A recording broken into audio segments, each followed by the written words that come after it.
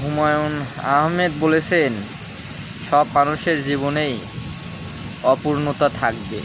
হ্যাঁ, আসলেই সব মানুষের জীবনে অপূর্ণতা থাকবে। অতি পরিপূর্ব যে মানুষ তাকে জিজ্ঞেস করলে সেও অতি দুঃখের সঙ্গে তার অপূর্ণতার কথা বলবে। এটা সত্যি কথাই, যে আমি যদি কাউকে জিজ্ঞেস করি উনি বলবে তার অপূর্ণতার কথা। অপূর্ণতা থাকবে, এটা স্বাভাবিক।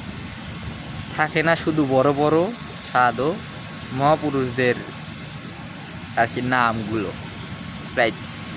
আসলে কথাগুলো অনেক যুক্তি, যুক্তি কথা আসলে আপনারা যখন ভেঙে ভেঙে বুঝবেন তখন বুঝতে পারবেন আসলে এই কথাটা কত বড়।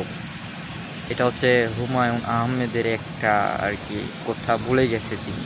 হ্যাঁ, তিনি লেখক, তার অনেকগুলো বই আমি পড়েছি। তো এটা কিন্তু ইন্টারেস্টিং পার্ট। অবশ্যই কমেন্ট করে যাবেন অবশ্যই একজন।